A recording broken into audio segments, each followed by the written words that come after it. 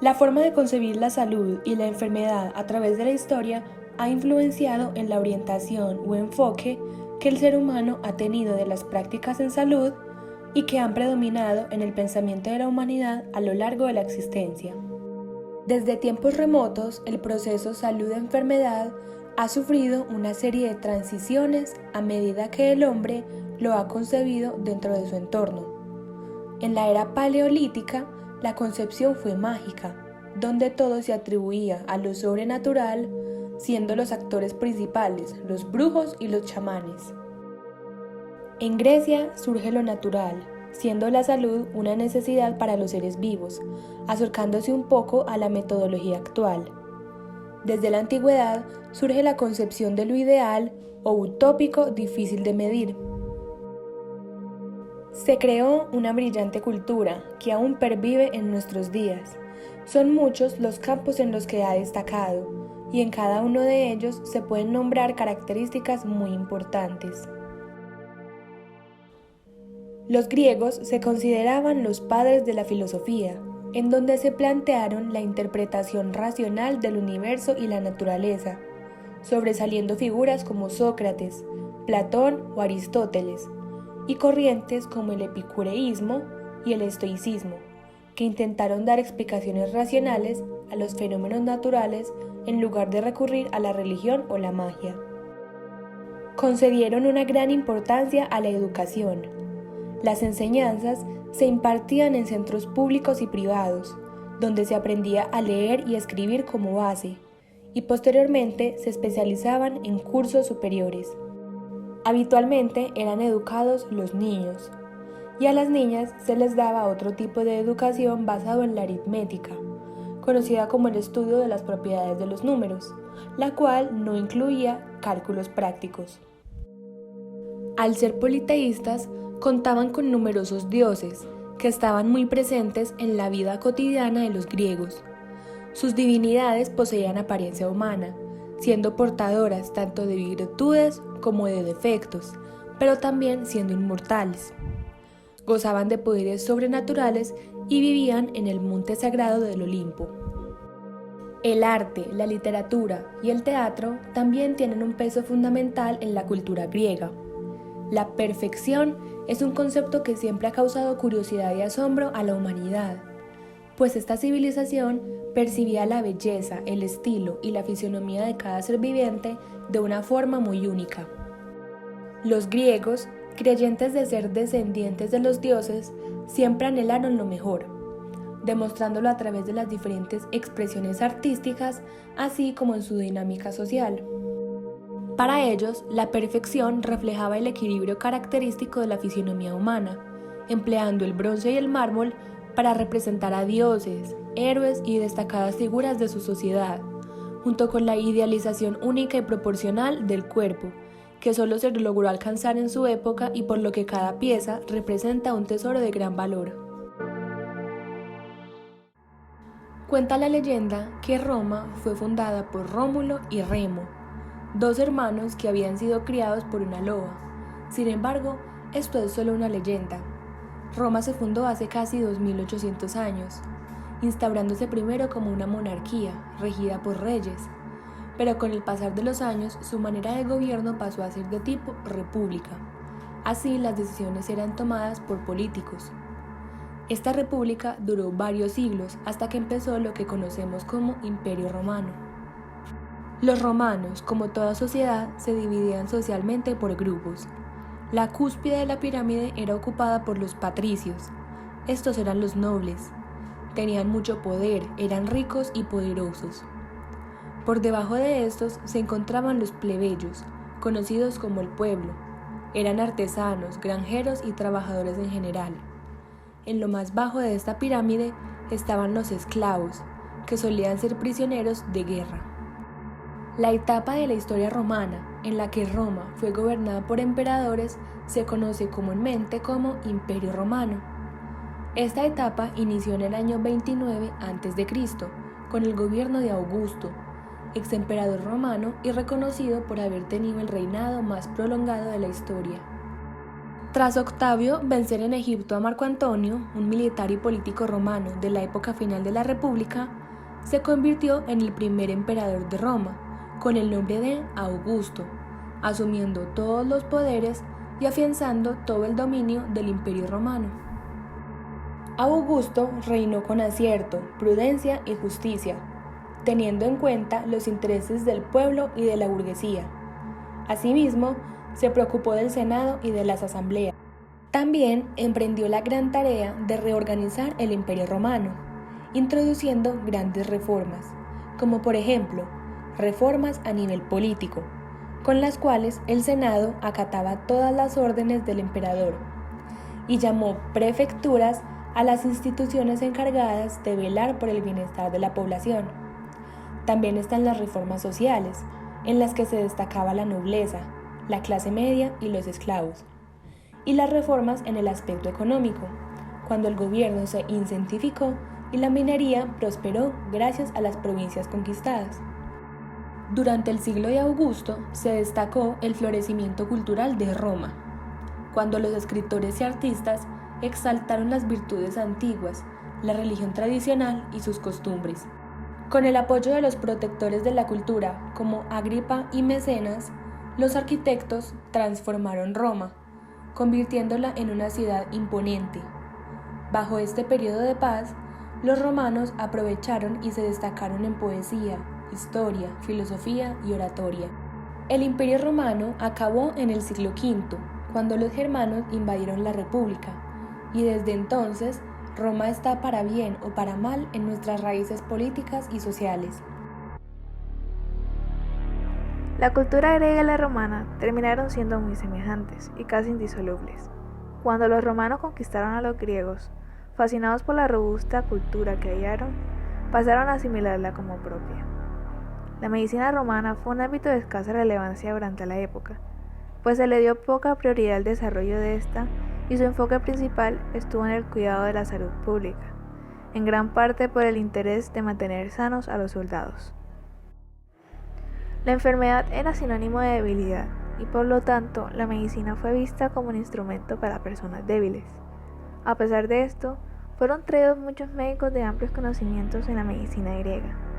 La guerra fue un incentivo para mantener la presencia de médicos dentro de Roma. Hubo desarrollo en cuanto a las habilidades para tratar a los heridos de guerra a nivel quirúrgico, lo que dio paso a la inclusión de médicos en las tropas. Los conflictos bélicos también incentivaron la construcción de los primeros hospitales. Pero, si queremos hablar de medicina del Imperio Romano, debemos respondernos a la pregunta: ¿cómo empezó todo? ¿Cómo empezaron a implementarla? El primer médico griego que llegó a Roma en el año 219 a.C. se llamaba Archágatos y al principio tuvo mucho éxito, pero debido a su inclinación a usar el bisturí y el cauterio con excesiva frecuencia, su popularidad decayó. Casi un siglo más tarde, otro médico griego, Asclepíades de Bitinia, conquistó a la sociedad romana con su oratoria brillante, su parsimonia terapéutica y su oposición a los métodos sangrientos. Asclepíades manejaba una terapéutica mucho menos agresiva que la de los otros médicos griegos. Sus dietas siempre coincidían con los gustos de los pacientes, evitaba purgantes y eméticos, recomendaba reposo y masajes, recetaba vino y música para la fiebre, y sus remedios eran tan simples que le llamaban el dador de agua fría. La mayoría de los médicos griegos seguía las pautas de Hipócrates con respecto al origen de la enfermedad. Se guiaban por la famosa teoría de los humores que intentaba explicar el funcionamiento del cuerpo humano a través de 4 sustancias básicas contenidas en él: bilis negra, bilis amarilla, flema y sangre. Estos debían mantenerse en equilibrio para asegurar un estado sano. Varios autores de Europa Occidental también adoptaron esta filosofía médica clásica y consideraban que cualquier enfermedad o discapacidad que pudiese surgir en una persona se debía a un desbalance, ya sea por exceso o déficit de alguno de los 4 humores, y el enfoque principal era equilibrarlos de nuevo. Esta teoría se desarrolla junto a Galeno y llega con plena vigencia hasta el siglo XVII. Desde Hipócrates, la teoría moral fue el punto de vista más común del funcionamiento del cuerpo humano entre los físicos o médicos europeos hasta la llegada de la medicina moderna a mediados del siglo XIX. Había una estrecha relación entre los humores y los 4 elementos, el fuego, el aire, el agua y la tierra, y además se le atribuían otras cualidades como caliente, frío, húmedo y seco. Teofrasto y los demás discípulos de la escuela peripatética elaboraron un estudio donde relacionaban dichos humores con el carácter de las personas. De este modo, y según cuentan en sus escritos, aparecen los 4 temperamentos. Aquellos individuos con mucha sangre eran sociables, aquellos otros con mucha flema eran calmados, aquellos con mucha bilis amarilla eran coléricos y aquellos con mucha bilis negra eran melancólicos. Según estas teorías, vigentes aún en muchos países, especialmente en zonas rurales de India, se puede explicar a los seres humanos por su temperamento. Por ejemplo, el hombre flemático es reflexivo, tranquilo, muy justo, poco comprometido, simpáticos. Adoran la vida y les gusta poco el trabajo. El melancólico es inquieto, muy reflexivo, inestable y ansioso, y se distraen fácilmente. El sanguíneo es alegre, enérgico, vigoroso, con potencia. Son personas de buen humor, apasionados y que brindan confianza. El colérico es perseverante, rápido en sus decisiones, que aspira a lo grande, activo y extrovertido. Son personas ambiciosas y exigentes consigo mismas. Los romanos hicieron un gran uso de la medicina tradicional y natural. Muchos de los médicos presentes en Roma fueron traídos desde Grecia como esclavos. Uno de los más influyentes en el área fue Galeno, quien implementa la observación de los enfermos como método heredado de Grecia. Sin embargo, el debate de teorías en lo que a los orígenes de las enfermedades se refiere impidió el avance significativo en el área. Claudio Galeno nació en Pérgamo, Grecia, 3 años después de que esta ciudad griega hubiera sido conquistada por los romanos. Al cabo de unos años, Galeno viajó a Roma, donde permaneció el resto de su vida. Allí tuvo gran éxito, al principio como anatomista y experimentador, y posteriormente como médico y polemista. Sus avances se vieron un tanto frustrados por motivos de creencias y supersticiones. Por ejemplo, prácticas como la disección fueron prohibidas, lo que impidió avances en cuanto al estudio de la anatomía. Galeno se vio forzado a practicar la disección en animales para obtener información. Parte de los errores en sus estudios se deben a datos provenientes del análisis del cuerpo de animales, los cuales intentó asociar con el cuerpo humano. Galeno abarca absolutamente toda la medicina, que conoce mejor que nadie. Todos los que no estaban de acuerdo con él eran tratados como ignorantes, estúpidos o las dos cosas, y esto lo expresaba con absoluta claridad. Los textos de Galeno representan una síntesis del conocimiento médico antiguo y contienen no uno, sino varios esquemas generales que posteriormente fueron copiados, interpretados, comentados y elaborados por un ejército de traductores y comentaristas a lo largo de toda la Edad Media hasta el Renacimiento. Su palabra se transformó en la última corte de apelación de todas las discusiones en medicina hasta el siglo XVI. Combinando las ideas morales hipocráticas con las antiguas teorías pitagóricas de los 4 elementos, a los que agregó su propio concepto de respiración, presente en todas partes. Galeno procedió a explicar absolutamente todo. Abandonó la anotación cuidadosa de los hechos que era tan importante para Hipócrates, citando solo sus milagrosas curas. Su principal teoría patológica se basó en el equilibrio adecuado de los naturales, no naturales y contranaturales. Galeno agregó al antiguo concepto de su diatesis otros 2 de gran importancia para su patología, que son las alteraciones pasajeras que desaparecen cuando se elimina la causa de la enfermedad, y nosos, que es lo que persiste en las mismas circunstancias. Adoptó y elaboró la teoría hipocrática de la enfermedad como un desequilibrio de los humores, que puede resultar de la deficiencia o exceso de uno o más de ellos, o de cambios en las propiedades de frío, calor, humedad o sequedad. La obra de Galeno constituye la cumbre de la medicina antigua y el legado más importante al aceptar la unidad sistemática. Estudia el concepto, la estructura del enfermo, la etiología, los síntomas y clasifica y ordena las enfermedades que para él tienen tres causas: externas, internas y conjuntas. Como en otras culturas, la medicina sobrenatural romana conservó su vigencia y su popularidad hasta mucho después de la caída del Imperio Romano. Su naturaleza esencialmente religiosa le permitió integrarse con las teorías médicas que surgieron en el Imperio Bizantino y que prevalecieron durante toda la Edad Media. La única fuente romana llegada hasta nosotros que se ocupe del tema médico es el Tratado de Medicina de Aulo Cornelio Celso, enciclopedista romano del siglo I que además de medicina escribió sobre retórica, leyes, historia, filosofía, arte militar y agricultura.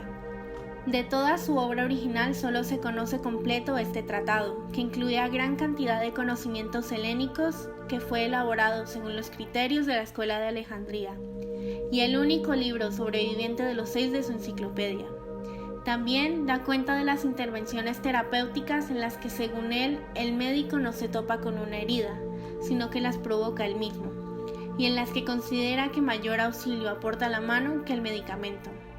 El criterio manejado por Celso para distinguir lo genuinamente quirúrgico de lo que puede ser sanado también por fármacos es la distinción entre heridas provocadas con fin terapéutico por la misma persona que ha de curar y heridas previas a la intervención médica. Según él, un cirujano debe ser un hombre joven, o por lo menos no demasiado alejado de la juventud. Su mano será viva, firme, no temblará. Será capaz de usar tanto la mano izquierda como la derecha.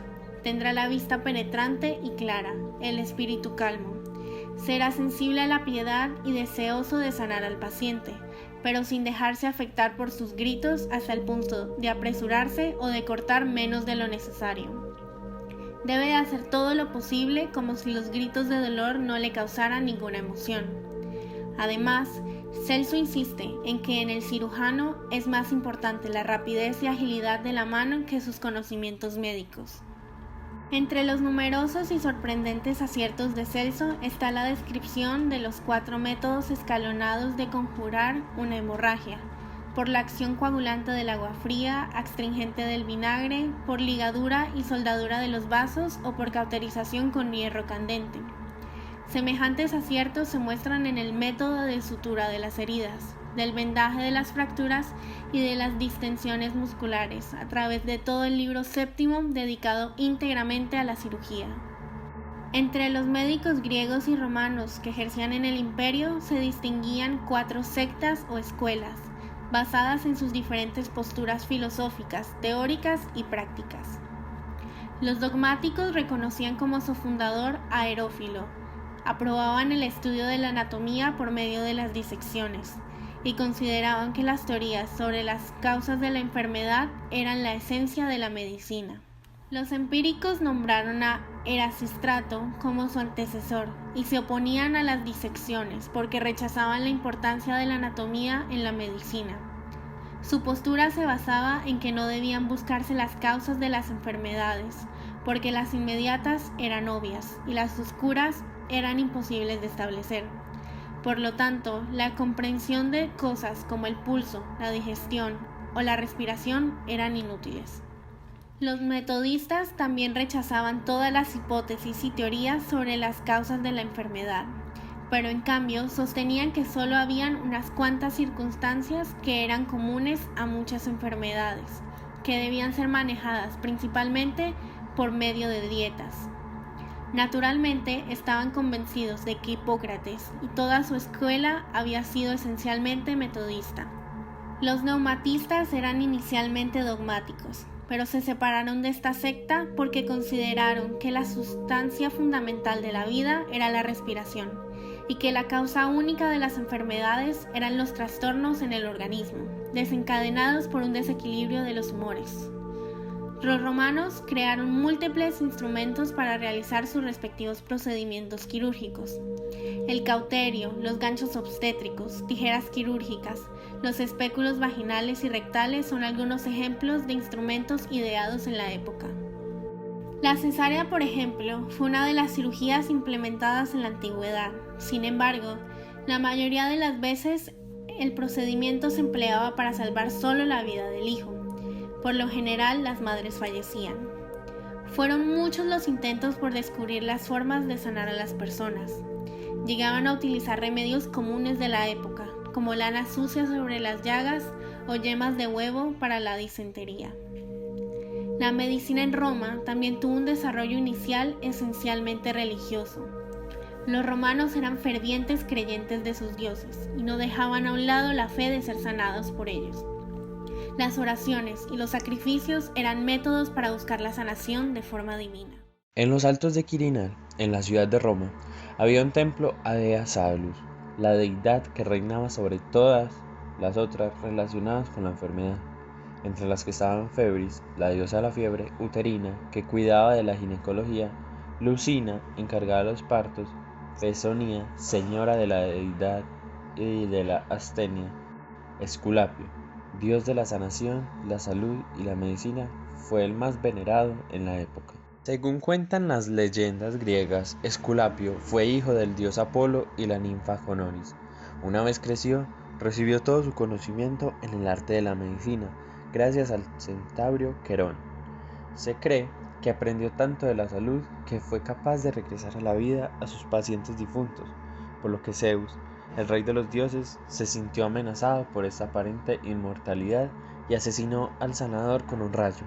A pedido de Apolo, Esculapio fue colocado en las estrellas como Ofiuco, el portador de la serpiente.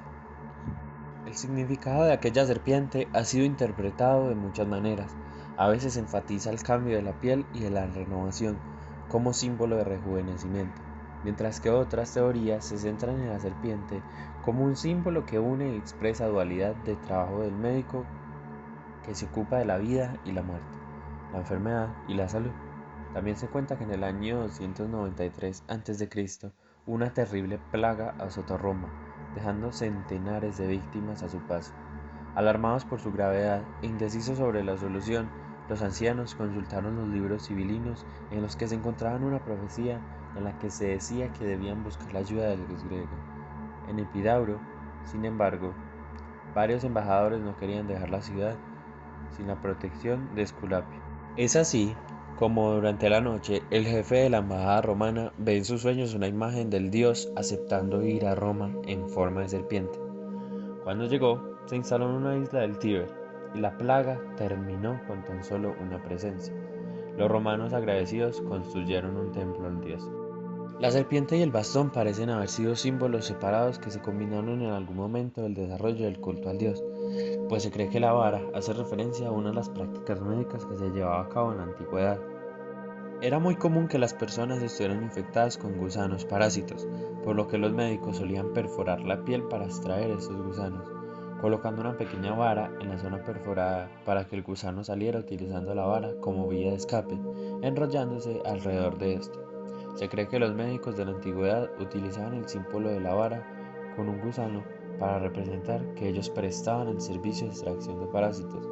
En la actualidad, la vara de Esculapio representa los cuidados médicos, la salud y la medicina a nivel mundial. Existe un símbolo bastante similar a la vara de Esculapio, que representa algo completamente distinto. Ese símbolo es el caduceo, una vara con dos serpientes y un par de alas, que representa